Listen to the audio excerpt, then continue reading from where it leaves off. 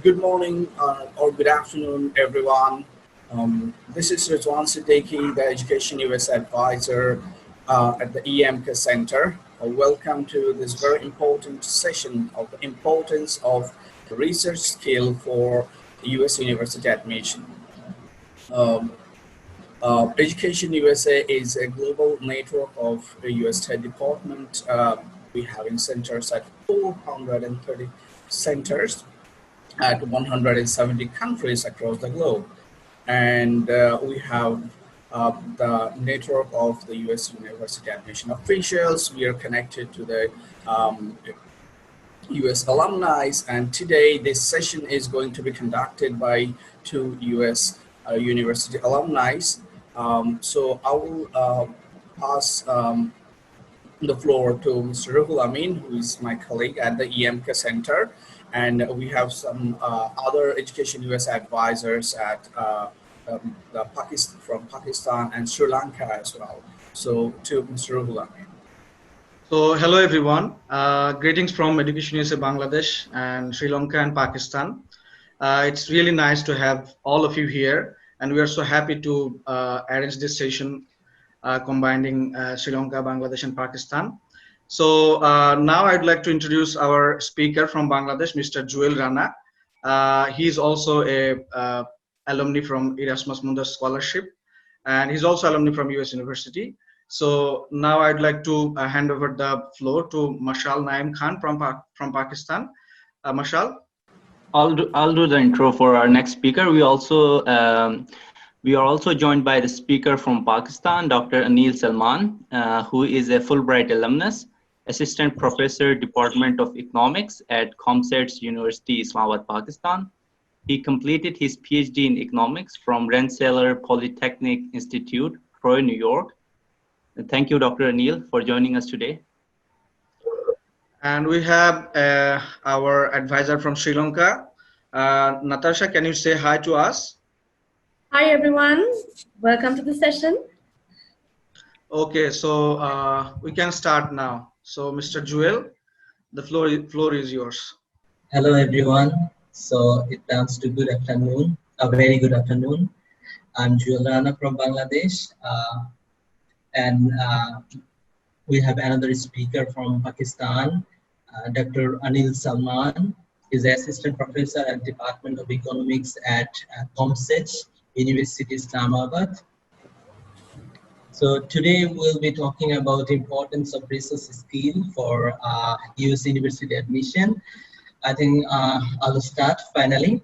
Is that okay? Fine? Absolutely. Okay. Thank you. So I said, this is Juwel Rana. Now I'm working at Department of Public Health, School of Health and Life Sciences, South University, Bangladesh. And I'm also working and previously worked being in the States as a research scholar. So I was J1 scholar at Department of Biostatistics and Epidemiology, University of Massachusetts, Amherst. And I did my BSS MSS in Sociology from University of Dhaka and did a Erasmus double degree program from University of Sheffield, UK and EAGSP National School of Public Health, France. So this intro about me. So now let's know about our another speaker. He's renowned scholar, Dr. Aneel Salman, currently working as assistant professor, Department of Economics at ComStats University, Islamabad. It is his PhD from Rensselaer Polytechnic Institute, Troy, New York, at the States, and he was the Fulbright alumnus from Pakistan. So we'll be sharing together today's event. So at first half, I'll be talking on some issues, and in second half, we'll be talking on more applicability challenges and how we need to prepare for US universities, or why you need research skill and how you can obtain that. Let's move on. This is our outline.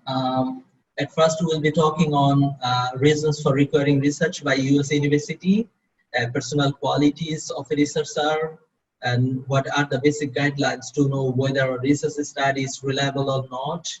And these first three I'll be covering, and the later part, challenges of becoming a researcher and role of a researcher, updated methodology in different research, US universities' expectation about research and online sources of learning research methods will be covered by Dr. Aneel Salman.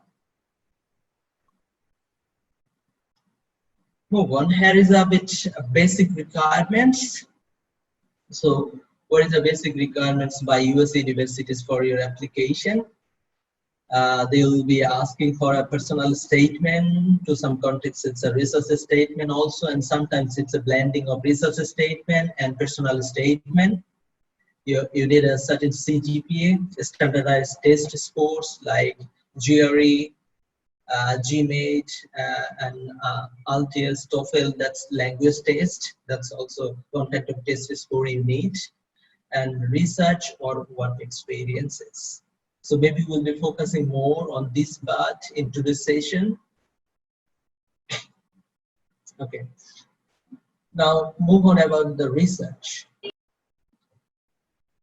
So Juwel bhai, your sound is not clear. Okay. It's a little bit. Can you please close the microphone of your Yes, I can. I think it will work now. What about now? Okay. Is it better? It's good. It's good. Yeah, it's better. Okay. Thank you. Okay. So then we'll be talking about more about research. Why do you need research, or what's the importance of doing research, knowing research, or pursuing a degree in the United States or universities in the United States. So here are a bit expectation, or why do you need research skill? What are the US universities asking for from a student? Who are they inviting or offering the admission? First of all, professors in the States, they're really busy. They don't have much time, okay? Because they are engaged in lots of work. They are doing few teaching, but most of them are doing research, or most of the time they're spending on research or consultation. And research, it's really hard, and a few people are committed to conduct research or to work in research sector, or they want to do research. Okay, so that's another point. And these universities, when they run a research project, they need people to work on that. And you know, they don't have, unless they don't have much money. The thing is, they need people who can work in this project, but whom they don't need to pay much. So it's basically, it's a cheap labor as a student, when you'll be working maybe weekly 20 hours for the school or for your professor. So it's really helpful for him. You are also getting some benefit or financial benefit, and the professor or university, they are also getting benefit that you are working in their research project.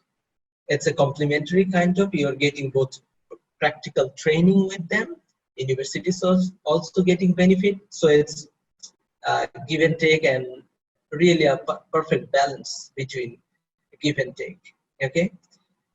And then they are also asking, like, okay, the people who will be joining in their department or their skill, they'll have a holistic profile. It's not only like, okay, I have really good CGPA, I'm first at the class, but I don't have other profile, communication skill, research skill. So then it's not gonna make a holistic profile of yours. So they are looking for students who have excellence in academia also, who have excellence in research sector also, and who have also a bit training in personal management or other issues in their daily life, or they can deal with their personal issues, because it's a challenging sector whenever you are going to study in the States. So it's a commitment, a long commitment, so you have to keep up. Okay, so that's why they're looking for a people who are highly motivated with a holistic profile. And then good research profile for research-based programs such as PhD, it's really mandatory. So if you have a good research profile, then you are easily gonna be taken by US universities. So that's what they're looking for. It's not that if you don't have, you will not be offered. That's not true. You get that, but if you have research profile, then you have like 95% more chances kind of. And how you are getting benefits or money from the US universities. So basically, US education system is completely different from other countries like European countries, Australia, and other countries. Because in US, students, when they are getting admitted, the tuition fee and it's waived by if you are working as a assistant. The scholarship is really rare, and they call a scholarship like assistantship or teaching assistantship or research assistantship. So that's a way, that's how we get money to study or to pay for your study. And there are few opportunities like Fulbright scholarship. You know, today our Fulbright alumnus will talk about that, but only few people get such opportunities. So it's not that much common. So most common is assistantship. And another thing is US universities, they want to train up the next generation who will apply their skills, their knowledge across the world. So that's their motto. So that's why they're looking such people. And then that's why do we need research? How it's going to complement you? Maybe in your undergrad or you didn't do a good GPA, okay, or you didn't have a good GPA. Your CGPA is low. Your GRE score is not like at the optimum level, okay? And you know that PhD position or master's position is highly competitive in US universities. Maybe per year for PhD, they are taking 1 or 2 students in each department. For masters, they are taking a bit more, like 5 or more, but rarely all of them are paid or funded by the university, okay? So here, we need funds to study. So how can we grab that fund for me, or like from that few opportunities, how can I take this for me, okay? And for biomedical sciences, some universities, they are doing GRE waiver, but you know, GRE waiver, it's not the good thing for us because we are from the developing country, or we are not US student. So it's mostly work for US student. And for us, it will work if we have a competitive or really competitive profile or research profile. So that's how it's going to help. So if you have that research profile, you might get waiver for some program also. And then career goals. So what's your career goals? Do you want to be in academia? Do you want to be in research sector? Or you want to be in a like implementation sector? So that's also another thing. And then research is one of the strong components which increase your acceptance rate in US university. And obviously, it's gonna make your CV sexy. So that's how you are going to make a really good profile, and that's why we need research. And research is really important for getting admission in US universities. So here I'll add some personal experience of mine.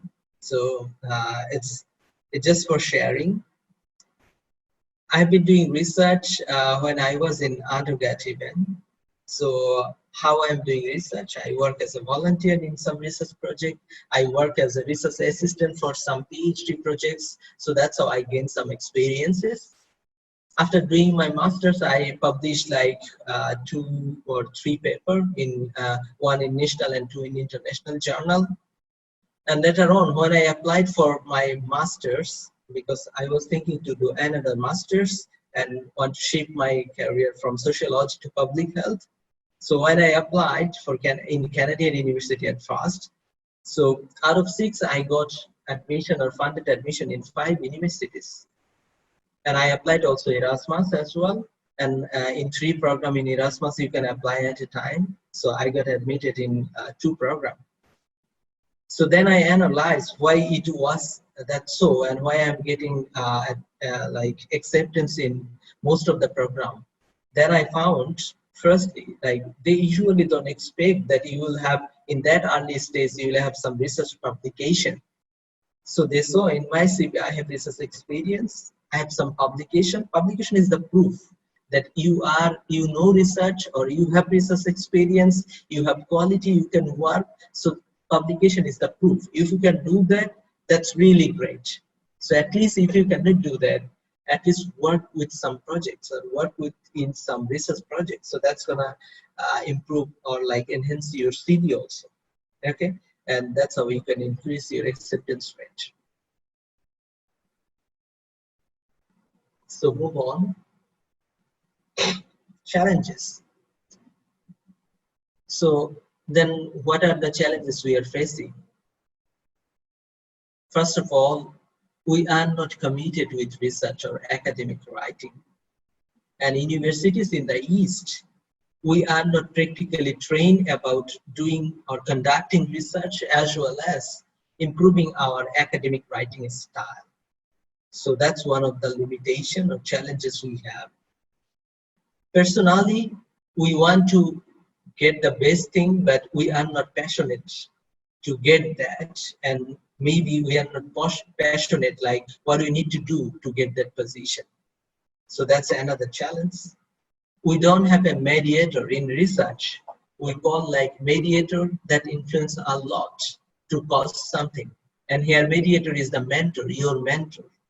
So if you have a mentor, he can guide you about research, he can teach you about research, he can push you like in research sector, and he can also help you to increase your acceptance rate in US universities. Okay.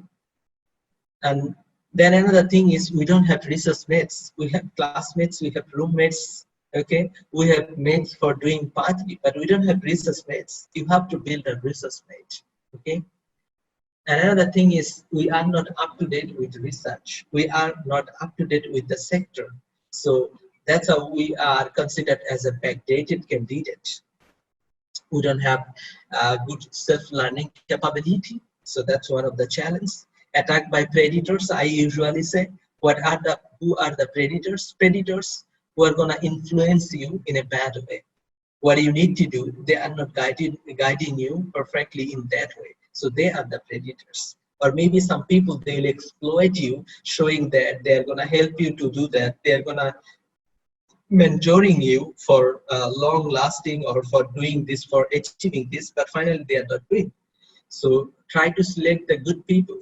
Try to select the best authentic people. That's another thing. And another here is predatory journals and publishers. When you do some research, as a young researcher or in early career or just a student, maybe you are facing this problem to choose which journal is good, which is the authentic publishers. And you know, good journals or good publishers, they take time to publish your research. So you have to be patient. So if you are not patient, you are going to publish in those predatory publishers that you will see your friend publish within 1 week, and you also want to publish in 1 week. That's for you, and that's also the effect of predatory works or predatory journals. You are gonna be in their trap. An article processing charge for journals, and you see open access journals, they charge some article processing charge. But this is not always unique. You can ask for waiver, they will give you a waiver. So maybe by default you will get some waiver as being in the lower and middle income countries, but sometimes it's not so. Then you can write to them, they will waive your fee. Another problem we have that we want recognition rather than learning. That's another problem. And we have high expectation, but we don't have required skills. So these are the main challenges. So how we can achieve these personal qualities as a researcher, how we can develop this. So here is the personal qualities of the researcher. So first I'll talk about the skills you need to develop. Nowadays you need to have an interdisciplinary thinking or thought or mentality. The thing is, maybe I am the student from sociology, I am to work in health, so I have to also be connected with the health. And then to work or doing research, maybe I need some programming skills which are from the computer science. And then I need to also develop those skills. So that's how it's a complementary thing, or it's an interdisciplinary thing. You have to take help from each discipline, and you have to combine this, and you have to build a career or quality that you can deal with this thing or multidisciplinary thing. And your thinking is always should be multidisciplinary also. You cannot just think in a one way or from a particular angles. So that's going to harm your career as a researcher. So as a quantitative researcher, the qualities you can develop, it's your analytical skill first. Most of us always worried about that our language skill, but language, it matters, but it's not the fundamental thing. It takes time to improve the academic writing skill or language skill, but easily what you can improve is the analytical skill. And it's quantitative analytical skill. It's really easy nowadays in the age of Twitter, social media, anywhere. If you search in Google that I want to learn this, you'll get some tutorial, free tutorial. You can easily improve your skill.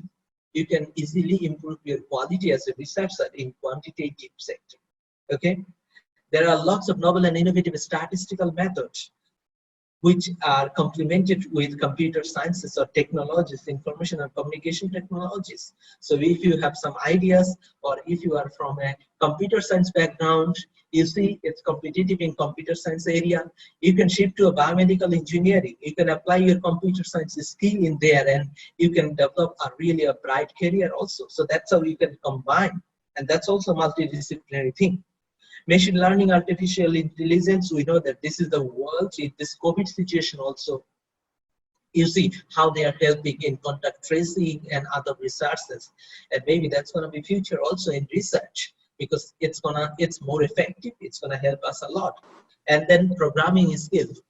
So you know that in language, in terms of language, to communicate with you, maybe I don't know, some of the people, you don't know Bangla, and Bangladeshi people, they don't know maybe Urdu.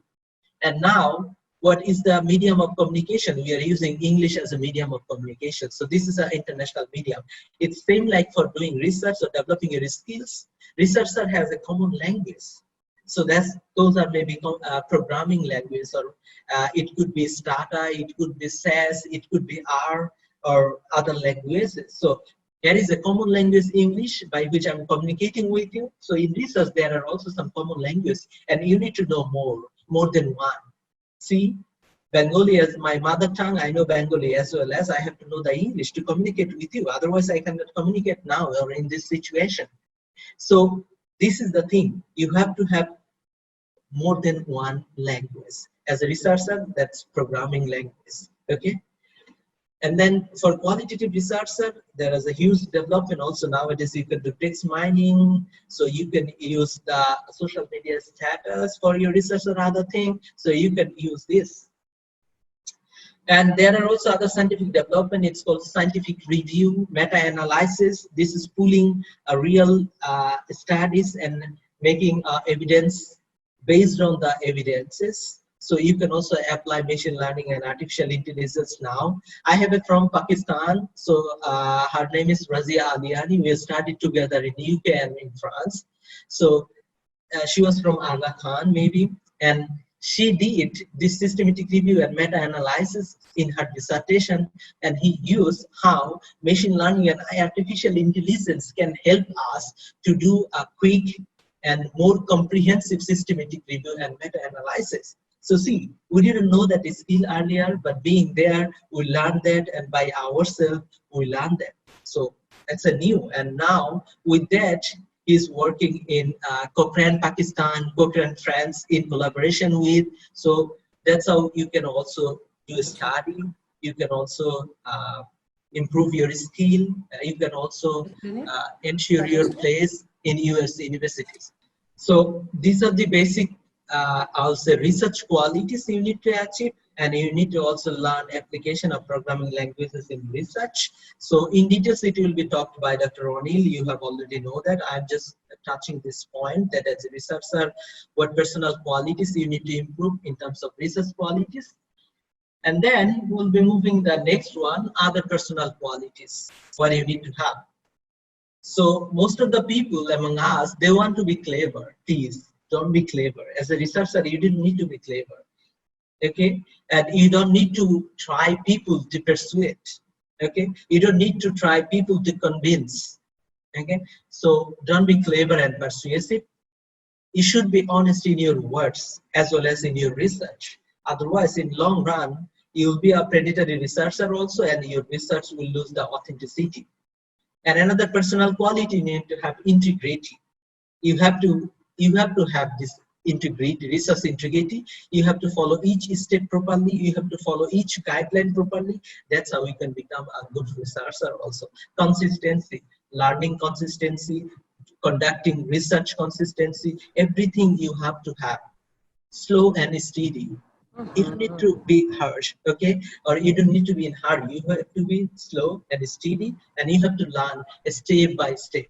So first of all, maybe you need some analytical skill, and then you apply that analytical skill for your research. So that's how you can increase it. It's not that, okay, today I want to publish a paper, so I'm just doing this, I'm learning this, I'm going to publish this. No, first learn the skills you need to prepare that paper, and then apply that, then write that, improve your academic writing, show others, take feedback. So step by step, you have to improve yourself. It's not like within one day you can be a good researcher. So you have to have this quality. You have to have mentality to work voluntarily in research projects, maybe with professors, with colleagues, with others.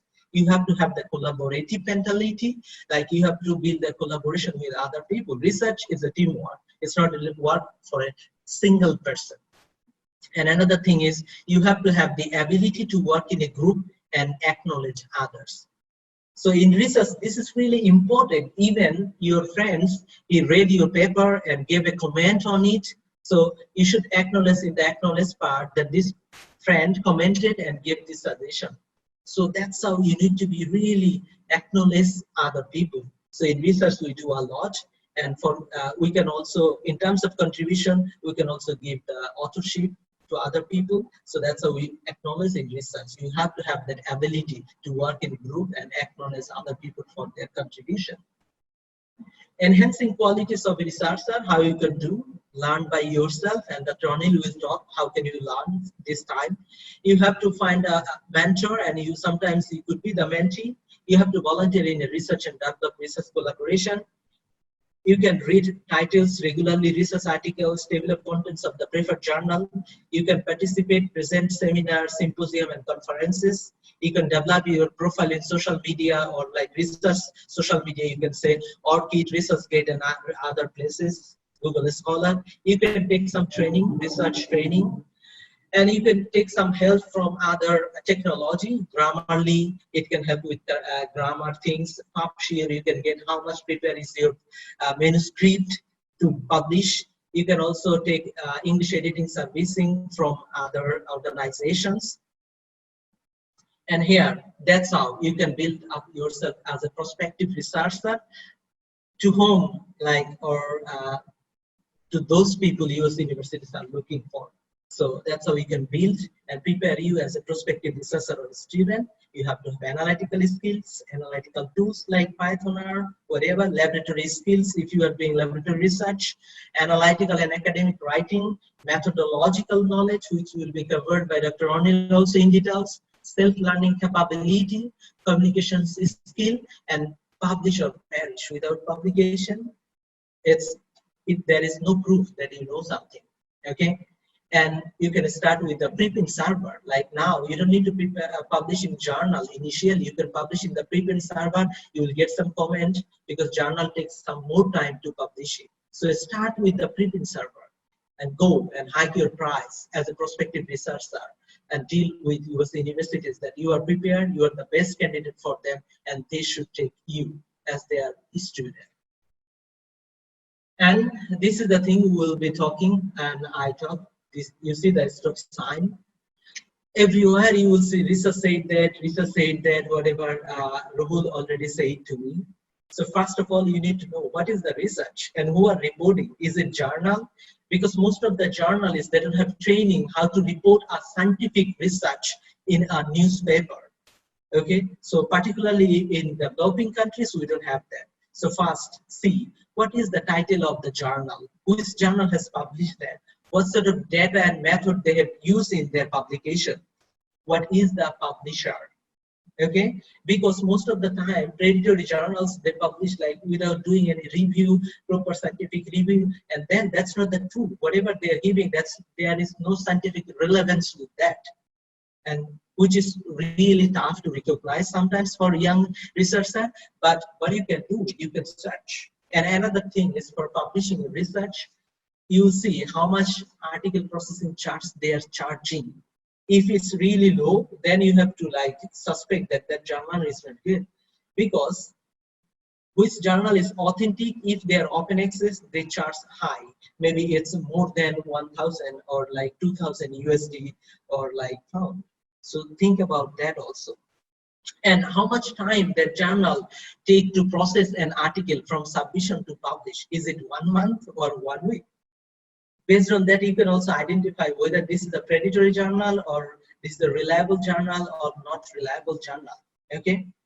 And I said already the method, what method they have used. Is it just merely a descriptive analysis, or did they develop a rigorous methodology there, or use rigorous methodology there? Did they follow the all protocols of research? What are they saying? Who are the researchers? So do some background study on that research, and then you can perceive a notion about that research, whether is it reliable, you can believe it or not. And another thing is, for predatory journals, you will see frequently they are sending an email, and mostly these are in your spam email that, okay, we are inviting you as an editor, we are inviting you as a reviewer, or sometimes as an author. Okay, so you have to suspect that maybe this journal is a predatory journal.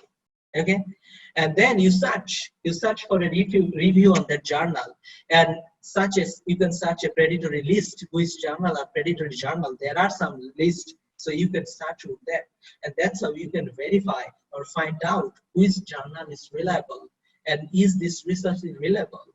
So first of all, you need to know who are doing that research.